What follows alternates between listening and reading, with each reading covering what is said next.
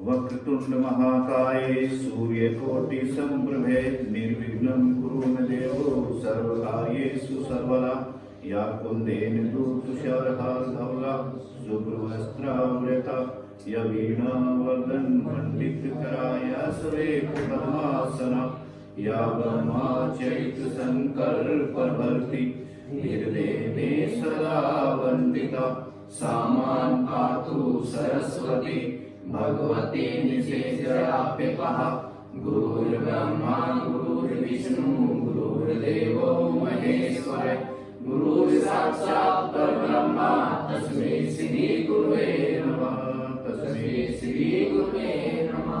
श्री कृष्ण गोविंद हरे मुरारी हे नाथ नारायण वासुदेवा। श्री कृष्ण गोविंद हरे मुरारी हे नाथ नारायण वासुदेवा हे नाथ नारायण वासुदेवा हे नाथ नारायण वासुदेवा। श्री कृष्ण गोविंद हरे मुरारी हे नाथ नारायण वासुदेवा हे नाथ नारायण वासुदेवा हे नाथ नारायण वासुदेवा। किसी ने एक बार गुरुजी से पूछ लिया कि व्यक्ति को भजन क्यों करना चाहिए। जैसे कहते हैं राम नाम सीताराम राधे कृष्ण, जैसे अभी प्रेमानंद जी महाराज हैं वृंदावन में, तो आज वे पॉपुलर हो रहे हैं। तो अगर कोई पूछता है कि गुरुदेव आप इतने महान कैसे हुए, तो उन्होंने बताया कि मेरे पास और कोई दूसरी दवाई नहीं है, मेरे पास में राधा नाम की कमाई है, राधा नाम जप। और जब भगवान का नाम जपता है, कलयुग केवल नाम आधारा जपई भव सिंधु उतरे भव पारा। कलयुग में बताया कि कलयुग में सबसे ज्यादा जितने भगवान के नाम का गुणगान करोगे, आप कीर्तन करोगे, उतना ही आपके हर क्षेत्र में उन्नति होगी। तो जो व्यक्ति ईश्वर का भजन सुमिरन करता है तो उसका वो विशेष ध्यान रखता है। अब कितने लोग कहते हैं कि गुरुदेव जैसे बाप के 4 पुत्र हैं, एक बाप को मानता है, 3 को बाप क्या मार देगा? नहीं, मारेगा तो नहीं, लेकिन जो उसकी आज्ञा में रहता है उसको विशेष ध्यान रखना पड़ता है। तो ऐसे जो भक्त परमात्मा का सुमिरन भजन करते हैं, नित्य मंत्र जप करते हैं, तो ईश्वर उन पर बहुत अनुकंपा करता है, हर समस्याओं से उनको बचा कर रखता है। उसको पता है ये तेरा खास है। अब जैसे देश का प्रधानमंत्री मोदी है, अब कोई सभी खास थोड़ी है उसके, नहीं, कुछ खास हैं, सब खास नहीं होते कभी भी। किसी के भी कोई भी क्षेत्र हो, कोई किसी का खास नहीं होता है। लेकिन हाँ, ये की पक्का है कि किसी के लिए भी संसार में आप 99 कार्य भलाई के करो। ये एक्सपेरिमेंट करके देख लेना। अब मैं तो करता ही रहता हूं। और एक में अगर आपसे चूक होगी तो लोग आपके 99 कार्य नहीं देखेंगे, एक गलती को पकड़ लेंगे, और एक गलती आपके 99 कार्यों को अभी धराशायी कर देंगे। वह भी बेकार आदमी देखा है, 99 को बुला देंगे, एक को पकड़ लेंगे। ये संसार का नियम है। और ईश्वर का विधि विधान क्या है कि अभी तुम भी बैठे, मैं भी बैठा, सभी अपने जीवन में यहाँ पर देख लो कितनी कितनी गलतियां करते हैं, फिर भी वो निकालता नहीं अपने घर से। क्यों? उसको पता है यार बच्चा है, चलो आज नहीं कल सुधरेगा जरूर, सुधरेगा जरूर। प्रसंग आता है कि जिस समय महाभारत का युद्ध समाप्त हो गया और भगवान कृष्ण जी ने घोषणा करी, पांडवों को कहा कि अब मैं द्वारका जाऊंगा। देखो भगवान का यही भी नियम है, काम करा दो, काम के बदले कभी लालच की मन में अपने कोई किसी प्रकार की भी बात को मत ले जाओ। जो किसी कार्य करता है लालच ले आता है, वो व्यक्ति की प्रोग्रेस नहीं हो पाती। मथुरा में भगवान कंस ने मारा, भगवान कंस को कृष्ण जी ने मारा मथुरा में, तो राज सिंहासन के मालिक कौन हो गए थे? श्री कृष्ण जी भगवान। लेकिन नहीं, उन्होंने मना कर दिया कि नाना जी मैं राज सिंहासन पर नहीं बैठूंगा, मेरा तो कार्य था इस दुष्ट का संहार करना, आप संभालिए। हम जैसे होते, तुम जैसे होते चिपक जाते, कहने लगे अभी इतना कष्ट उठाए हैं तब जाकर राज मिलाए क्यों छोड़ना है? नहीं, ऐसे ही रामायण में भी श्री राम जी का प्रसंग आता है कि जब बाली को मार दिया है तो उसके भाई सुग्रीव को बना दिया। वे भी खुद भी बन सकते थे लेकिन नहीं है। रावण को मारने से पहले विभीषण को लंका का अधिपति घोषित कर दिया गंगा के घाट पर। तो ये भगवान की मर्यादा है। तो किसी कार्य को करो लालच के वशीभूत होना। अगर संसार में हम किसी कार्य के भी लालच वशीभूत हो जाते हैं तो हमारी प्रोग्रेस उन्नति रुक जाती है। लालच ना करो, क्योंकि यहाँ पर व्यवस्था ईश्वर की ऐसी है, आप कर्म करने में ही अपना विश्वास रखें। व्यवस्था करना वो ईश्वर का काम है।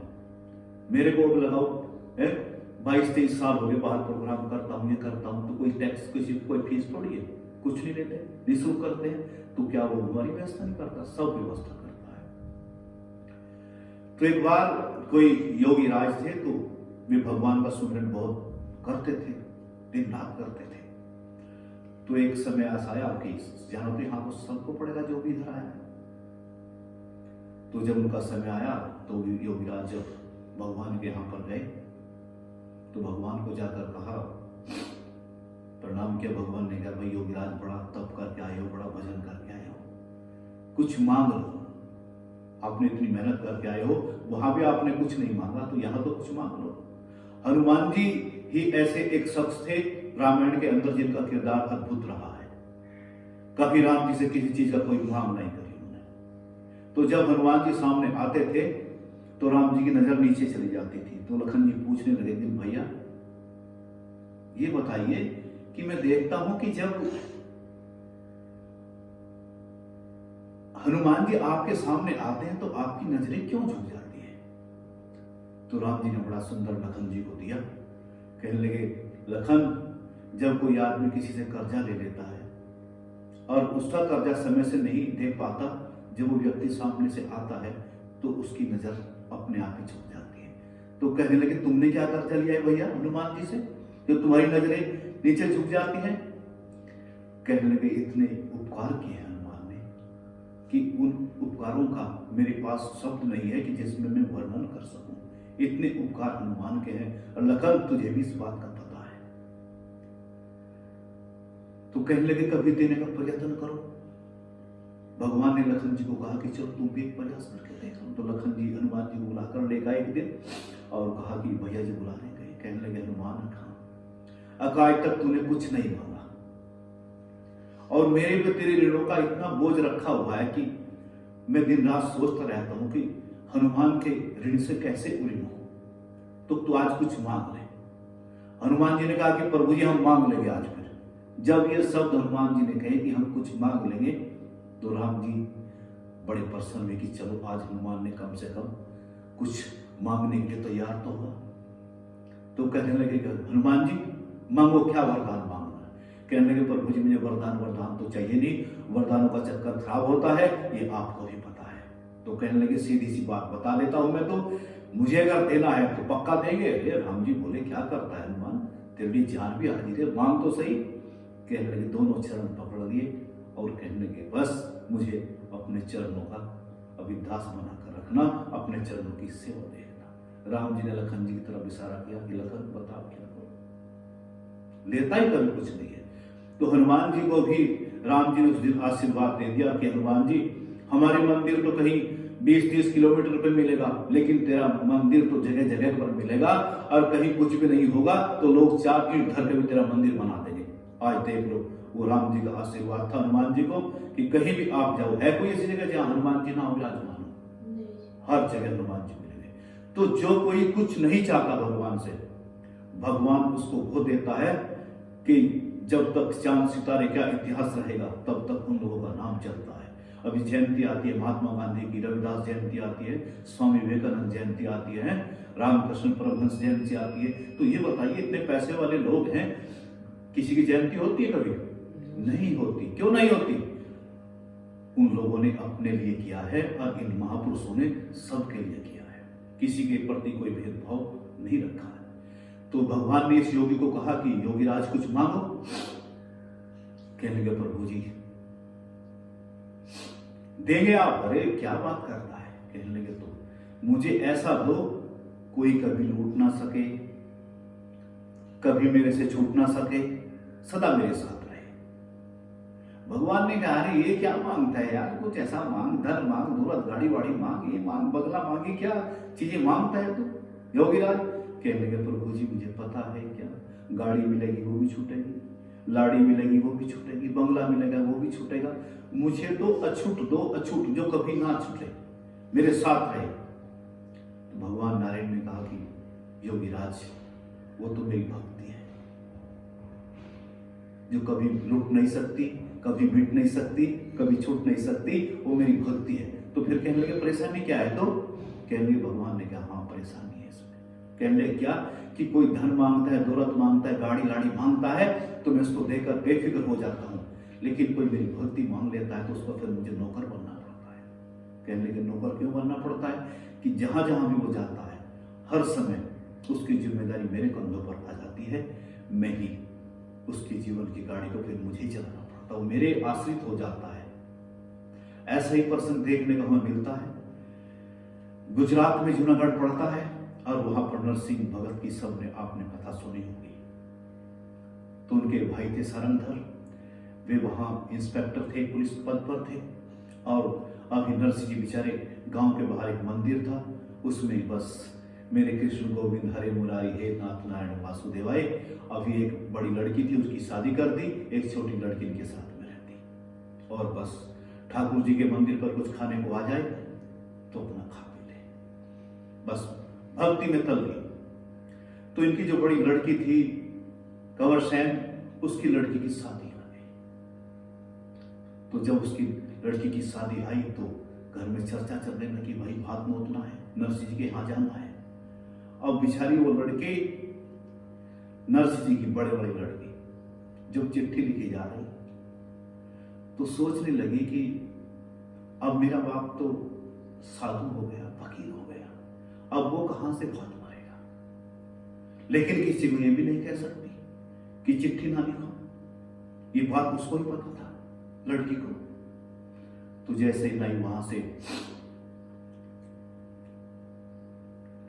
चिट्ठी लेकर अभी नरसिंह जी के गांव पहुंचे तो लोगों से पूछा कि भाई नरसिंह सेठ किधर रहता है, नरसिंह सेठ किधर रहता है। उन्होंने कहा वहां सामने मंदिर है, वहां चले जाओ। कहने लगा अरे मंदिर में नरसिंह सेठ का क्या काम? कहने लगा अभी उसका मंदिर में रहता है, साधु बन गया है। नायका माथा ठनका यार, जो साधु बन गया है अब वो मुझे क्या देगा। तो फिर भी वो मंदिर में वहां पर जैसे ही गया तो वो पत्रिका थी, उस पत्रिका को लेकर नरसिंह जी अपने पड़ोस में अपने गांव में आए, अपने भाई के पास में आए। कहने लगे भैया जी खाओ, अब देखो ये पत्रिका आई है, हमारी बिटिया की शादी है और ये भात की पत्रिका है। भाई ने गुस्से में आ गया सारंगधर, अरे कहने लगा है महात्माओं में रहता है, मोढ़ों में रहता है, मंदिर में रहता है कृष्ण के, हैं भरवाले बात उसी से, और धक्का मारकर नरसिंह जी को निकाल दिया। ये भी ईश्वर की व्यवस्था है, जब संसार से धक्का लगता है तो भगवान के करीब पहुंच जाता है इंसान। तो नरसिंह जी मंदिर में आए और पत्रिका भगवान के चरणों में रख दी और कहने लगे प्रभु अब तू ही जाने, मेरे जीवन की गाड़ी अब तेरे हवाले है, क्या करूं। अब सोचने लगे नाई आया है तो कुछ खाने के लिए भी प्रबंध हो, लेकिन वहां जंगल में मंदिर है, वहां क्या प्रबंध हो सकता है। तो उसने कहा कि भैया तुम बैठो थोड़ी देर, नाई को कहा। अब नाई बेचारा, नाई को होता है लालच, जो भी नाई किसी की भी पत्रिका लेकर जाता है शादी की किसी प्रकार की, तो उसको लालच रहता है कि वहां से कितना अच्छा मिलेगा, नहीं तो बुराई करता है। अब नरसिंह जी बेचारे सोचने लगे यार यहाँ तो खवाने के लिए भी से कुछ नहीं है, अब बेइज्जती भी होगी, क्या करें। तो उसे बोला कि भाई तू बैठ जरा थोड़ी देर यहाँ पर और मैं तेरे लिए कुछ खाने का प्रबंध करता हूँ। तो नरसिंह जी बेचारे पड़ोसी के किसी खेत में गए और जाकर बथुआ तोड़ा और बथुआ तोड़कर किसी घर गए, वो उबाला और उबाल कर साग बना रहे हैं और सोच भी रहे हैं कि क्या व्यवस्था है, क्या कहेगा नहीं। लेकिन भगवान की बड़ी अद्भुत शक्ति है, तो भगवान की उधर लीला घटित होती है क्या कि भगवान अभी एक मुनि का रूप बनाकर वही नरसिंह की कुटिया पर आ जाते हैं और आकर 56 प्रकार के भोजन थे थाल में, और लेकर आए तो जाकर अविनाश को बोले कि प्रभु भोग लगाओ। कहने लगे भाई तू कौन है? कहने लगा जी मैं सेठ नरसिंह जो हैं उनका मैं मुंशी हूं, और आजकल वे ज्यादा कामों में व्यस्त रहते हैं तो इसलिए मुझे उन्होंने रखा हुआ है और मैं ही आपके लिए भोजन लेके आऊँ, आप भोजन खाओ। और नाई 56 प्रकार के भोग देकर थाल में जीभ पानी दे गई। कहने लगा मजा आ गया कति, और बड़े सुंदरता के साथ में भोजन किया। और उसके बाद में वे थाली बर्तन सोने और चांदी के थे सब, जो थाल में भगवान लेके आए थे, वे सब नाई को सौंप दे। कहने लगा इनको आके लेके जाना, और बाद में दोनों हाथों से कुछ असरफियां मोहरे भरकर अविनाश को भेंट कर दिया, और भगवान वहां से अंतर्धान हो गए। अब नरसिंह जी बेचारे साग लेकर आए, और जैसे साग लेकर आए तो कहने लगे भैया हम तुम्हारे लिए भोजन ले आए, अब भोजन करो। साग था उसमें तो नमक डाला हुआ था, वो तो कुछ था ही नहीं। उसने कहा कि नरसिंह जी मैंने तो भोजन कर लिया। नरसिंह जी को दया आई कि इसने बेचारे ने देख लिया नाई कि बेचारा जंगल में कहां से फिर ये भोजन लेकर आएगा, तो इसलिए बोलता है कि मैंने भोजन कर लिया। कहने लगे भैया तुमने कहां से भोजन कर दिया? कहने लगे भैया आपके मुनीम आए थे। कि मुनीम कौन? कि अभी मुनीम जी आए थे, 56 प्रकार के भोजन लाए, और ये सोने चांदी के थाल भी बर्तन भी मुझे दे गए, गिलास चम्मच सब। तो नरसिंह समझ गए बात को कि पक्का रिपोर्ट है, और वो मुंशी कोई नहीं था, वो तो श्री कृष्ण भगवान चक्रधारी था, वो ही आ रहा था। पत्रिका ले ली, नाई जब लेकर वहां पर गया तो तुम्हें पता है नाई पढ़ाई करता है, बहुत जाकर बहुत पढ़ाई किया कि उसके बाद भात का समय आया तो बेचारे कोई साथी चलने को तैयार नहीं, सब देखते पकड़ इसके साथ में कौन जाएगा। तो सोच लगे नरसिंह जी कि कैसे जाऊं, क्या करूं। तो मन में अनेक प्रकार के विचार चलते रहे। तो उनका एक मित्र था, उसके पास में गए, कहने लगे भैया हमें भात में जाना है, हमें अपनी बैलगाड़ी मिल जाएगी? तो उसने कहा नरसिंह जी क्या बात करते हो, आपके लिए मेरी जान भी हाजिर है, आप गाड़ी ले जाना। बैल चलते थे उस गाड़ी में बैल, तो गाड़ी की हाँ भर दी। अब नरसिंह ने देखा कि अब साथ में कौन जाए, भात में अकेला तो यह व्यक्ति अच्छा नहीं लगता। तो वहीं पर एक अंधों का आश्रम था, उसमें अंध महात्मा रहते थे, नेत्रहीन महात्मा रहते थे। तो वहां के जो आश्रम के संचालक थे, नरसिंह जी उनके पास में गए कि कुछ हमें मंडली चाहिए आपके संतों की, वो हमें दे दो। कहने लगे महात्मा जी ने स्वीकार कर लिया उनकी अर्जी को। कहने लगे कोई बात नहीं, ले जाना।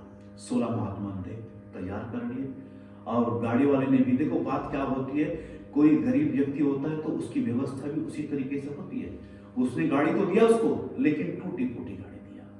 जो आदमी इस प्रकार का होता है तो उसको इस प्रकार से ही लोग उसका मान सम्मान करते हैं। कोई तुम्हारे घर में अगर फॉर्च्यूनर से आता है तो आप एकदम से खड़े हो जाते हैं, हुआ कहने लगा हिम्मत नहीं आप पूछने से कहां से आई है, एकदम बैठाएंगे, पानी लेके आ गए, ठंडे की बोतल लेके आ, और पी खाकर फिर आराम से पूछेंगे। कहने लगे श्रीमान जी हमने आपको पहचाना नहीं है, कष्ट के लिए सब बुरा नहीं मानना।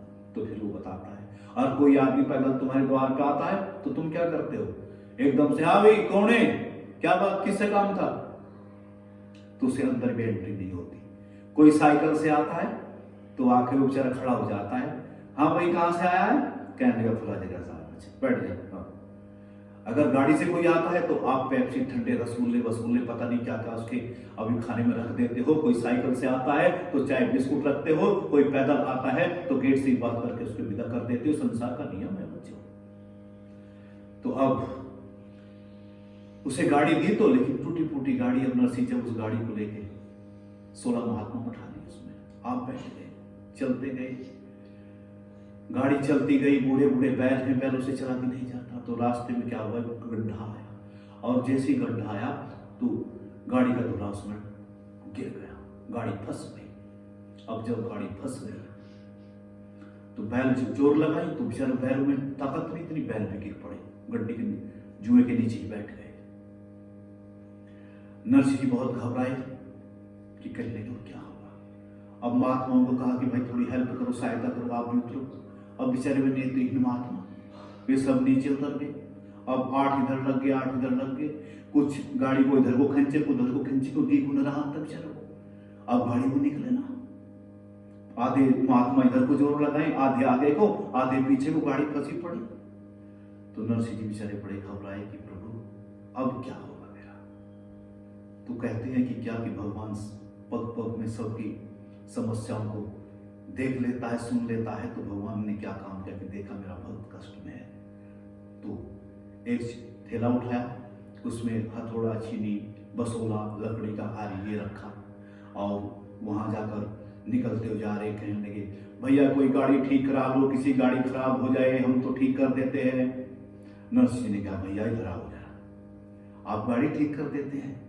कहने लगे हाँ हम गाड़ी ठीक कर देते हैं। कहने लगे भैया आप हमारी गाड़ी ठीक कर दो। अब भगवान श्री कृष्ण जी ने उसमें थोड़ी ठोका पीकी करी, अपने औजारों से धुरा उरा फिट किया। अब जैसे ही धुरा फिट किया तो क्या हुआ, बैलों के ऊपर भगवान ने हाथ फेर दिया, बैल भी जवान हो गए, जैसे अभी 3 साल के बछड़े तकड़े, और गाड़ी निकल गई। और गाड़ी निकलने पर नरसिंह जी ने राहत की सांस ली कि चलो काम बन गया, बिगड़ा हुआ। और कहने लगे कि गाड़ी आपकी ठीक हो गई है? कहने लगे तो अब मेरी मजदूरी के पैसे दो। भगवान भी भक्त के साथ में कई बार से बड़ी अटखेलियां मजाक कर लेते। कहने लगे मेरे मजदूरी के पैसे दो। नरसिंह जी बोले भैया हमारे पास में पैसे कहां से आए, हम तो आशीर्वाद दे सकते हैं। भगवान को गुस्सा आ गया, कहने लगे क्या बात करते हो, हैं? मेरे घर में 6 बच्चे हैं, 7 बच्चे हैं, उनका क्या साधु से अभी आशीर्वाद से काम चलेगा? उन्हें खाने के लिए चाहिए, खाने के लिए। चल दे गाड़ी ठीक करवाने, पैसा पास नहीं है, ऐसे नहीं काम चलेगा। नरसिंह जी फिर घबराए, कहने लगे प्रभु ये रास्ते में कब तक हमारी जिंदगी की गाड़ी बिगड़ती रहेगी? अब ये ठीक हुई थी, अब फिर बिगड़ गई है, अब सोचिए क्या करें। तो कहने लगे भैया हमारे पास और तो कुछ देने को है नहीं, हम तुम्हें कोई भजन सुना देगा तुम सुनना चाहो तो। अब कथा में वर्णन आता है कि नरसिंह जी उस दिन भगवान को डेली भजन सुनाते थे मंदिर में, लेकिन उस दिन भाग के लिए जल्दी जाना था, तो उस दिन उसने क्या काम किया, भजन नहीं सुनाया। जल्दी में गाड़ी में बैठ ली तो भगवान को लगा कि आज नरसिंह ने भजन नहीं सुनाया, चलो भगवान की बात ध्यान आ गई, सुबह नहीं सुना। कहने लगे चलो सुनाओ भजन। अब नरसिंह ने फिर भजन सुनाया कि प्रभु मेरे जीवन की गाड़ी तेरे हवाले, मुरलिया वाले। भगवान प्रसन्न हो गए, खुश हो गए, और कहने लगे कि तुम्हारे पे गाड़ी भी हाथ में आती है? तो भगवान को महाभारत की याद आ गई, श्री कृष्ण जी को, कि महाभारत में अर्जुन का रथ हाँका था मैंने, तो गाड़ी तो चलाना आता है, और अभ्यास निरंतर बने रहना चाहिए। अगर कोई कार्य करते अभ्यास छोड़ दे तो अभ्यास खत्म हो जाएगा। भगवान ने अभी बैलों की लगाम भी आज संभाल लिया, और जाकर भगवान ने जब वहां पर पहुंच गए जहां भाग लेकर जाना था सिरसागढ़, तो भगवान फिर वहां उतर गए और कहने लगा भैया जाओ। तो कहने का तात्पर्य यही है, आज का प्रसंग यही है कि हम भगवान के नाम जप करते हैं, भजन करते हैं, सेवा कार्य करते हैं, तो विश्वास रखो इस बात का, परमात्मा तुम्हारी हर तरफ से मदद करने के लिए तैयार है। भगत के वश में है भगवान, अगर किसी के वश में होता है तो भगवान किसके भक्त के वश में होता है। अब ओम नमो भगवते वासुदेवाय।